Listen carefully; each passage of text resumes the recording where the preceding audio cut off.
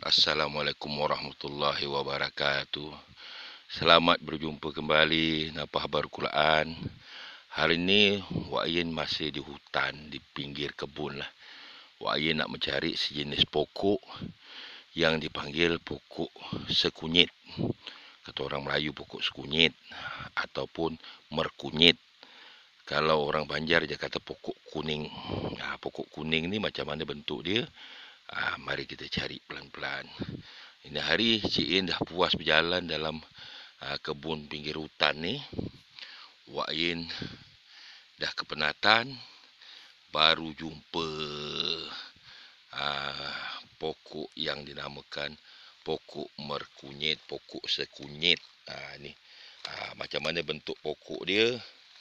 Ni bentuk pokok dia yang Wak Yin dah jumpa. Pokok dia macam ini. Dia jenis menjalar. Ni Wak Yin cari. Jadi kalau kita nak kenal pokok dia dalam hutan, macam mana bentuk dia? Ini daun dia lebih kurang macam pokok sirih jugalah, dia menjalar. Jadi yang kita nak cari ni akar dia. Akar dia belah bawah. Kita kena bongkar tanah baru kita jumpa. Ini akar dia.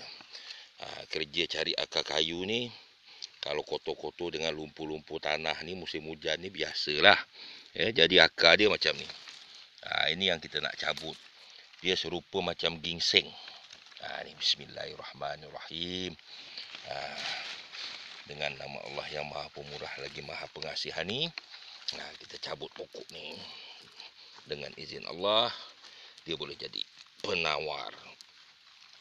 Ni akarnya panjang. Jadi ini kita tinggalkan dulu. Ni. Jadi daun dia serupa macam inilah. Ni yang dikatakan pokok sekunyit. Bukan kunyit. Dia pokok sekunyit. Jadi akar dia menjalar dalam tanah. Ni. Ni yang Wak Yin dah korek. Wak Yin dah korek. Wak Yin dah cabut ni. Ni ada lagi tertinggal. Ni dalam tanah. Dia bentuk dia macam akar ginseng, tapi dia kuning serupa kunyit. Kalau dalam tanah kita potong, kita kena akar dia kuning macam kunyit. Jadi ini yang kita nak ambil. Kita nak keluarkan daripada tanah ni, kena pakai alat. Jadi Wak Yin pakai alat ni lah. Ini pengorek tanah ni. Wak Yin korek supaya akar dia tak rosak. Kalau kita tak korek, akar dia rosak. Sayang. Pasal susah dah nak dapat pokok ni sekarang ni. Dia makin lama makin pupus. Pupus ditelan zaman. Hutan-hutan pun banyak orang teroka. Dibangunkan. Dibuat pembangunan. Jadi pokok-pokok ni dia pupus. Sehari ke sehari dia makin hilang, makin hilang. Makin hilang ditelan zaman. Jadi Wak Yin nak ambil anak dia ni, nak tanam lah kat rumah, kat kebun. Jadi sambil-sambil tu ada permintaan, Wak Yin carikan. Ni sebagai ubat. Khasiat dia banyak. Banyak khasiat akar sekunyit ni. Salah satu dia baik untuk hati. Baik untuk hati. Ni. Untuk buasir pun baik kalau diminum.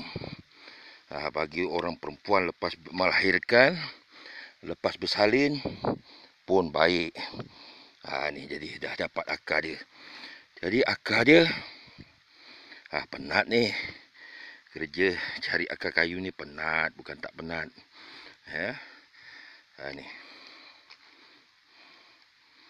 Ni belum dicuci baru cabut. Masih bergumpal dengan tanah lagi. Ni. Jadi khasiatnya menurut perubatan tradisi orang-orang terdahulu, orang-orang yang telah mengamalkan akar sekunyit ni, nombor satu dia baik untuk hati. Ni. Jadi kalau kita ambil parang, kita potong. Nah ni. Kita potong akarnya macam ni. Nah ni. Dia kuning. Kuning serupa kunyit. Cantik kuning dia. Jadi dia tak boleh dimakan basah macam ni. Jadi caranya, kalau kita nak gunakan untuk ubat, akar ni dicuci terlebih dahulu. Dicuci bersih-bersih. Dihiris halus-halus. Dihiris serupa macam ni lah. Dihiris halus-halus. Dah dicuci, dihiris halus-halus. Dijemur. Sudah dijemur 7-8 hari, baru boleh kita gunakan. Cara gunanya macam mana? Ambil 2-3 keping saja. Sebesar ini 2-3 keping. Masukkan dalam gelas. Tuangkan air panas mendidih. Tutup. Biarkan dalam 3-4 minit ke 5 minit macam tu. Bila dah larut kuning dia, dah keluar warna kuning dia, air tu dah kuning-kuning keemasan. Kuning-kuning cantik lah. Air tu kuning-kuning cair lah macam tu. Kuning-kuning keemasan. Baru kita minum. Airnya pun jangan banyak. Setengah gelas saja. Minum, amalkan setiap hari. Dia baik untuk hati. Baik untuk orang buasir. Baik untuk ibu-ibu lepas melahirkan. Tapi ibu yang mengandung, jangan minum. Ni pasal apa? Dia ni ada fungsi merapatkan rahim.